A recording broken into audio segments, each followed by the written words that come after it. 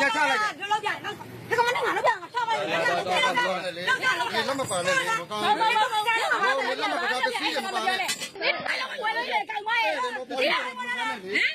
ဒီ TNTU တကယ်လို့တည့်ရသူရှိရဲဆိုရင်တသက်ကိုလာပြီးတော့ပြောပေးပါလို့နော်တဲ့ပတ်ဆိုင်ထဲမှာထည့်ထားတာပေါ့နော်အဲ့ဒီမမုံနေသုံးခုလုံးနဲ့ပန်သွားတယ်ကလေးရဖုံးနဲ့ပန်သွားတယ်ပေါ့နော်အားလုံးဝဲမင်္ဂလာပါဗျာဒီကနေ့မှာတင်ငယ်ချင်းတို့ကိုကျွန်တော်တင်ဆက်ပေးရှင်တဲ့ဗီဒီယိုလေးကတော့ဈေးထဲမှာပေါ့နော်ဝက်သားဝယ်ရင်းနဲ့ဝက်သားတင်နဲ့ရန်ဖြစ်ထားတဲ့ဗီဒီယိုလေးကိုတင်ငယ်ချင်းတို့လည်းဈေးဝယ်တဲ့အခါသတိထားလို့ရအောင်ကျွန်တော်ကပြင်နေပြီးတော့မျှဝေပေးလိုက်ပါတယ်ဗျာဒီဗီဒီယိုလေးပြင်တခြားတင်ငယ်ချင်းတို့သတိထားလို့ရစေမယ့်ဗီဒီယိုလေးတွေကိုလည်းကျွန်တော်ကစူးစီးပြီးတော့တင်ဆက်ပေးထားတယ်ဗျာဒါကြောင့်မလို့ဗီဒီယိုလေးကိုအဆုံးထိလိုက်ပါကြည့်ရှုပေးဖို့ဖိတ်ခေါ်ချင်ပါတယ်ဗျာဘယ်လိုပြောလဲပြောဟုတ်ပိတ်ပြောဟုတ်ပြီလို့ပြောတာနော်ကိုပြောဝတ်သားကတော့ချိန်လိုက်တယ်မောင်လေး तू ကမောင်မင်းပြောတာ तू ကဝတ်သား2တောင်းယူတော့ကွာချိန်လိုက်တယ်ချိန်လိုက်တော့ तू တစ်ခါချိန်လိုက်တော့ तू 2တောင်းဆိုတော့ပြန်ချလိုက်တယ်တော့မပြန်ချပဲဒီလိုကြည့်ချက်ချလိုက်တယ်လောက်ပြလောက်ဒီကမနဲ့ငါလောက်ပြငါဆောက်ပါလေလက်မပါနဲ့လေမကောင်းဘူးလက်မပါပစီးရမပါနဲ့မပါနဲ့ဒါပစီးတွေရောင်းနေပစီးတွေအားချပြီးတော့ပြချိန်ချလိုက်တယ်ငါတခုတော့မပြောပါပြချိန်လိုက်ပြချိန်လိုက်မချိန်ရတော့မချိန်ရတော့ငါရချိန်ခိုင်းတယ်ငါရမချိန်ဘူးမချိန်ဘူးကလေးကချိန်မလောက်နဲ့မချိန်ဘူးလေဟုတ်တယ်လေမချိန်ဘူးဘယ်လောက်ကိုယူလို့မမဲတဲ့မိုင်းချိန်မဲပါဒါလည်းဘယ်လောက်ကိုရှိလဲလို့မိုင်းပြောလို့မပြောဘူးလားချိန်ခိုင်းနေတယ်ဒါပဲချိန်ခိုင်းတာမောင်မတစ်ခါပဲချိန်ခိုင်းတာနောက်တစ်ခါကျတော့ဒါလည်းဘယ်လိုရှိလဲချိန်မဲပါလို့မပြောအဲ့ဒါမှလည်းဆဲရလေမမျိုးနိုင်တဲ့ချိန်လုံးမှာဘာလို့ချိန်ခိုင်းတာဘာလို့ဆဲဦးတော်ရအမှစကားတွေဖြစ်ကြတာဘယ်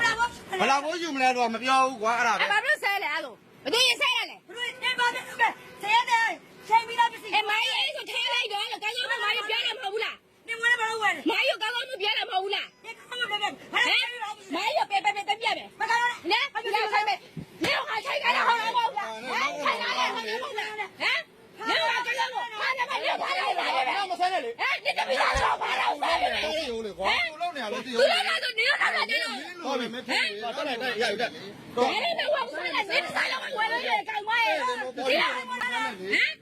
ဒီဗီဒီယိုလေးကတော့ဒါဈေးထဲမှာပေါ့နော်ဈေးဝယ်ရင်းနဲ့ဒါဈေးရောက်တဲ့သူနဲ့ပြဿနာဖြစ်ပြီးစကားများထားတဲ့ဗီဒီယိုလေးကိုတင်ငယ်ချင်းတို့ကိုတည်ထားလို့ရအောင်ကျွန်တော်ကပြန်လည်ပြီးတော့မျှဝေပေးလိုက်တာပဲဖြစ်ပါတယ်ဗျာနောက်ထပ်ဗီဒီယိုတစ်ပုဒ်ထဲမှာဆိုရင်လည်းရွှေဆိုင်တစ်ခုမှာပေါ့နော်ရွှေဝဲတလူလူနဲ့ဒါရွှေဆွဲကျူးနှစ်ကွန်းကိုအလစ်တုပ်ဖို့ကြံရွယ်နေတဲ့အချိန်မှာလူတွေကဖတ်မိထားတဲ့ဗီဒီယိုလေးကိုလည်းကျွန်တော်တို့တူဆက်ပြီးကြည့်လိုက်ရအောင်ဗျာဘာဖြစ်သွားလဲဘယ်နှကုန်းလဲဆေးထိုးဘယ်နှကုန်းလဲငါမောရနော်သွားခံကြတယ်ဒီအပြင်တို့ကံကောင်းစစ်ခေါ်လာကိနဲ့အပြင်တော့အဲ့လိုလောရတာလေဖုန်းနှလုံးမှာ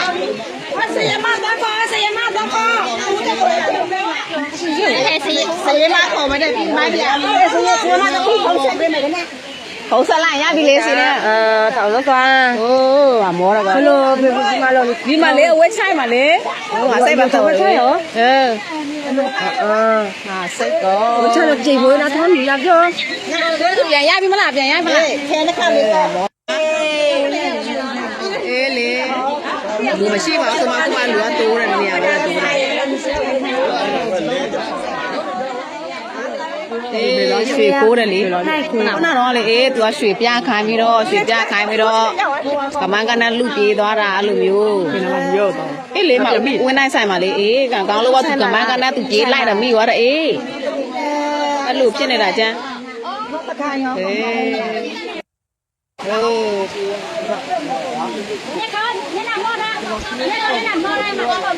ရပြီ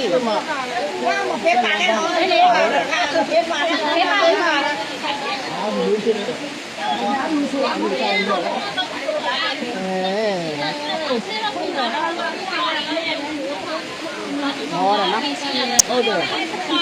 းပါခုလိုမိသွားလို့တော်သေးတယ်ဗျာနော်ဟောက်ရင်အဖိုးတန်ပစ္စည်းတွေပါသွားမှာဗျာနော်ဒါကြောင့်မလို့ဈေးရောက်တဲ့သူတွေအနေနဲ့ဒါဈေးလာဝယ်တဲ့သူတွေကိုအမြဲတမ်းသတိထားဖို့လိုတယ်ဗျာနော်အခုလိုလူလိမ်တခိုးတွေကအရန်ကုန်မှများတယ်ဗျာနော်နောက်ထပ်ဗီဒီယိုတစ်ပုဒ်ထဲမှာဆိုရင်လည်းဆိုင်တိုင်းကပစ္စည်းကိုခိုးသွားလို့ပေါ့နော်ဒါပြောဆိုနေတဲ့ဗီဒီယိုလေးကိုလည်းကျွန်တော်တို့တူတူဆက်ပြီးကြည့်လိုက်ရအောင်ဗျာဒီ NTU တကယ်လို့တည့်ရသူရှိရဲဆိုရင်တသက်ကိုလာပြီးတော့ပြောပေးပါလို့နော်ဒီနေ့နေခင်ကတသက်ဆိုင်မှာပစ္စည်းတွေဝယ်သွားတယ်အဲ့မှာပုံနေတကွာတသက်ဆိုင်မှာလေအင်ဂျီအများကြီးကိုလည်းပြခိုင်းတယ်ပြခိုင်းပြီးတော့ကလေးရဲ့ဖုန်းတစ်လုံးရယ်တသက်ရဲ့ပတ်စံရယ်ကိုယူသွားတယ်ပေါ့နော်အဲ့တသက်ရဲ့ပတ်စံထဲမှာဆိုတဲတို့မပုံနေ3ခုပေါ့နော်အခုမနေ့မှတသက်တို့စင်းတိုင်းမျိုးပြန်လာတာအဲ့တော့မပုံနေ3ခုကတသက်ပတ်စံထဲမှာထည့်ထားတာပေါ့နော်အဲ့ဒီမပုံနေ3ခုလုံးနဲ့ပန်သွားတယ်ကလေးရဲ့ဖုန်းနဲ့ပန်သွားတယ်ပေါ့နော်ဒီအန်ဒီကိုတည့်ရဆိုရင်တသက်ကိုအញ្ញံဆုံးဆက်သွယ်ပေးပါပြီးတော့ဒီဗီဒီယိုလည်း share ပေးပါလို့နော် အဲ့ထဲမှာဆိုရင်တသေးတို့ဖုန်းတွေပတ်စံအိတ်တွေယူသွားတာကိစ္စမရှိဘူးသူအခက်အခဲဖြစ်လို့ယူသွားတယ်ဆိုရင်လည်းရတယ်အခုကကြောင့်မပုံနေနေပါသွားတဲ့ကြောင့်လို့ပေါ့နော်ဒီအန်တီအတွက်လည်းဒီမပုံနေနေကဘာမှသုံးစားလို့ရမှာမဟုတ်ဘူးပေါ့နော်ဒါပေမဲ့တသေးတို့အတွက်ကြောင့်ဒီမပုံနေရအရေးကြီးတယ်ပေါ့နော်အဲ့တော့ဒီအန်တီတွေ့ရဆိုလဲတသေးတို့ပေါ့နော်ဒီမပုံနေလေးကိုတသေးဆိုင်ရှိမှာပဲဖြစ်ရတယ်မိုးစုပ်ချုပ်တသေးတို့ဆိုင်ရှိမှာလှုပ်ပြေးခဲ့တယ်ရတယ်ဘလို့ပဲဖြစ်လာပြီးတော့ပြန်ပေးပါလို့နော်အန်တီယူသွားတဲ့ဗီဒီယိုမှတ်တမ်းတွေရောအန်တီပုံကိုတသေးစီမှာအကုန်လုံးရှိပါတယ်တသေးတို့ဒီတရက်နေ့နဲ့စောင့်ကြည့်မယ်စောင့်ကြည့်လို့မှမပေးဘူးဆိုတသေးတို့ B9 ထုတ်ပြီးတော့ဒီတသေးတို့ဆိုင်အရှင်းမှာလည်းကတ်ထားမှာပြီးတော့ရင်တသေးတို့အခုတက်ဆိုင်အောင်လည်းတသေးတို့အကြောင်းကြားထားတယ်အန်တီကိုတသေးတို့နော်ဒါချင်းချောက်တာလည်းမဟုတ်ဘူးတသေးတို့အကလုံးပျော်ပြီးသွားပြီအဲ့တော့တသေးတို့အဓိကမပုံနေမယ်ပြန်လာပေးပါတသေးတို့မပုံက3ခုတောင်ပါသွားတာပေါ့နော်အဲ့ပတ်ဆိုင်ထဲမှာဆိုလည်းပတ်ဆိုင်တွေအောက်ကောင်အပြည့်ပေါ့နော်ဖုံးဆိုလည်းကလေးရဲ့ဖုံးပါသွားတယ်ပေါ့နော်ဒီမှာ तू က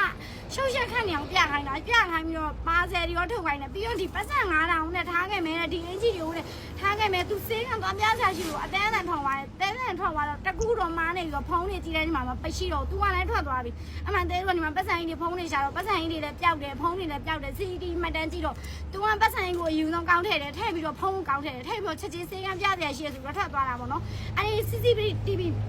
ဒီဟိုလာတဲတော့မှအကောင်ရှိရနော်အနီးလာမပေးဘူးဆိုရင်တတဲတင်ပါပါနော်ဒီအတန်းရွယ်ဆိုလဲတတဲတို့အဖွားလောက်ရှိတယ်ပေါ့နော်တကယ်လို့အနီးတို့မလောက်စားနိုင်ဆိုလဲတတဲတို့ပြောပါတတဲတို့ကကုညီမှာပေါ့နော်အခုလိုမျိုးကြီးလောက်တဲ့အတွက်ကြောင့်မို့သူများပူရေးစာကြီးစားတဲ့အတွက်ကြောင့်မို့အနီးတို့လည်းအဆင်ပြေမှာမဟုတ်ဘူးဒီပတ်စံလေး3 5သိန်း10သိန်းဆိုတာဘယ်လောက်မှလည်းစားမှာမဟုတ်ဘူးတတဲတို့အဓိကမပုံနေပြန်လို့ခြင်းပါတယ်တတဲတို့ကိုဝိုင်းပြီးတော့ share ပေးကြပါ DND ကိုတွေ့ရဆိုလဲတတဲကိုအကြောင်းကြားပေးပါ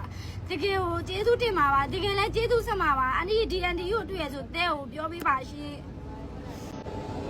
အခုလိုအရှင်ကမျိုးမှာတခုတွေကအရန်ကိုမှများတယ်ဗျနော်လူလင့်လစ်တယ်လို့သူတို့ကခိုးကြတယ်ဗျနော်ဒါကြောင့်မလို့ကိုယ်ဆိုင်ကိုလာဝယ်တဲ့သူပေါ့နော်ဒါအသက်ကြီးတဲ့သူပဲဖြစ်ဖြစ်အသက်ငယ်တဲ့သူပဲဖြစ်ဖြစ်ကိုနဲ့ရွယ်သူပဲဖြစ်ဖြစ်လောက်တိပဲတာတာနာနာဝေးလာနေပါစေဗျနော်ဒါကလုံးဝကိုမှတတိထားရမှာဗျနော်ဒီမရဲ့ဆိုင်ကဒါဖုံးဆိုရင်ဒါပြန်ဝေလို့ရတယ်ဗျနော်ပတ်ဆိုင်ထဲမှာပါသွားတဲ့မှတ်ပုံတင်တွေကတကယ်ကိုမှပြန်လုံးမှုကမလွယ်ဘူးဗျနော်ဒါကြောင့်မလို့မှတ်ပုံတင်လေးကိုဒါပြန်လာပြီးတော့ပေးသေးနေဗျနော်ဗီဒီယိုလေးကတော့ဒီလောက်ပါပဲဗျဒီဗီဒီယိုလေးကတင်ငယ်ချင်းတို့အတွက်တင်ကားစာကောင်းတစ်ခုရရှိမယ်လို့လည်းမျှော်လင့်မိနေဗျဒီဗီဒီယိုလေးနဲ့ပတ်သက်ပြီးတော့လည်းတင်ငယ်ချင်းတို့ရဲ့အထင်မြင်လေးတွေကိုလည်းကျွန်တော်ရဲ့ comment လေးမှာရေးပြီးတော့ကြအောင်ဗျနော်စုံနေလိုက်ပါကြည့်ရှုပြီးလို့လည်းအားလုံးကိုကျေးဇူးပါဗျကျွန်တော်နောက်ထပ်ဗီဒီယိုလေးတွေမှာလည်းပြန်လည်ဆုံတွေ့ကြအောင်မယ်ဗျနော်